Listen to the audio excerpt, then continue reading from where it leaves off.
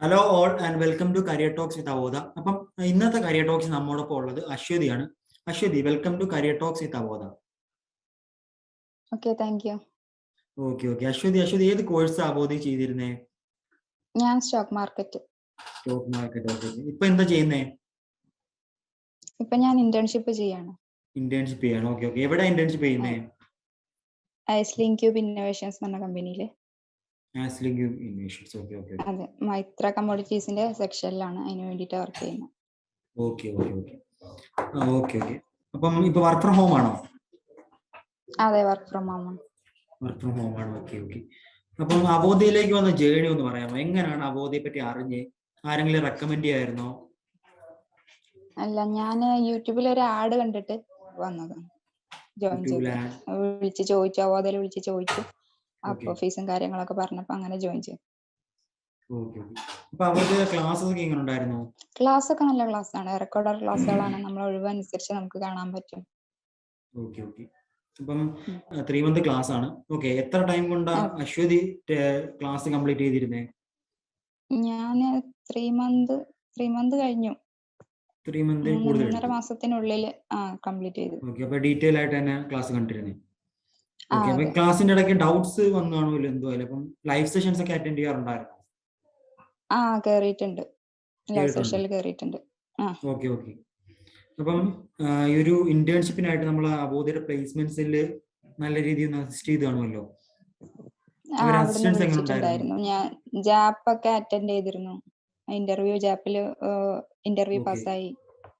അതിനുശേഷമാണ് ഇന്റേൺഷിപ്പിന് വിളിച്ചത്. ഓക്കെ. ജാപ്പ് എത്ര തവണ അറ്റൻഡ് ചെയ്തായിരുന്നു?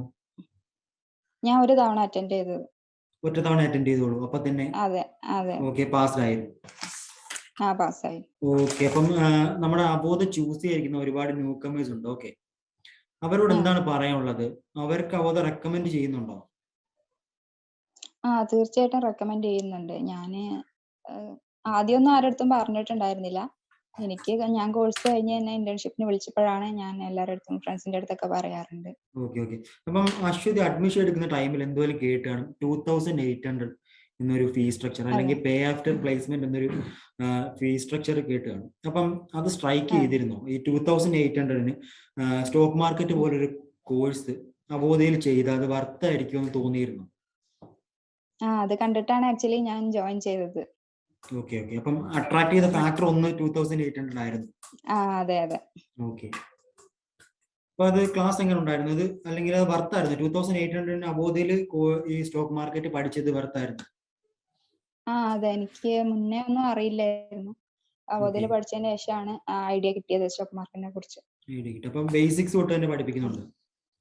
ഏതൊരു സ്റ്റുഡന്റിനും ബേസിക്സ് തൊട്ട് തന്നെ പഠിച്ചു തുടങ്ങാം? ബേസിക്സ് പഠിച്ചെടുക്കാൻ പറ്റും. ഇപ്പം ഏത് ബ്രോക്കർ യൂസ് ചെയ്യുന്നേ? ബ്രോക്കർ ഫേവറേറ്റ് ബ്രോക്കർ ഉണ്ടോ? അപ്സ്റ്റോക്സ് ആണ്. ഓക്കെ. അപ്സ്റ്റോക്സ് ആണ് കുറച്ചുകൂടെ കംഫർട്ടബിൾ അല്ലേ? അതെ. ഓക്കെ. അപ്പം അശ്വതി ഇത്രയും ഒരു ടൈം നമുക്ക് വേണ്ടി സ്പെൻഡ് ചെയ്തതിന് ഒരു വലിയ താങ്ക്സ് ഉണ്ട്. ഓക്കെ. ഞാൻ ഇപ്പം ഇന്റേൺഷിപ്പിലല്ലേ? ഇന്റേൺഷിപ്പ് കറക്റ്റ് ആയിട്ട് കംപ്ലീറ്റ് ചെയ്തിട്ട് നല്ലൊരു പ്ലേസ്മെന്റ് കിട്ടാൻ വേണ്ടി നല്ലൊരു പ്ലേസ്മെന്റ് കിട്ടട്ടെ. Okay. And all the very best for your future and thank you for joining in Career Talks. Okay, thank you. Seminar film academy എന്ന് പറഞ്ഞ ഒരു അക്കാഡമിയിലാണ്. എനിക്ക് SBI ക്യാപ്പിലാണ് ജോലി റെഡി ആയിരിക്കുന്നത്. മൈത്ര കമ്മോഡിറ്റീസ്.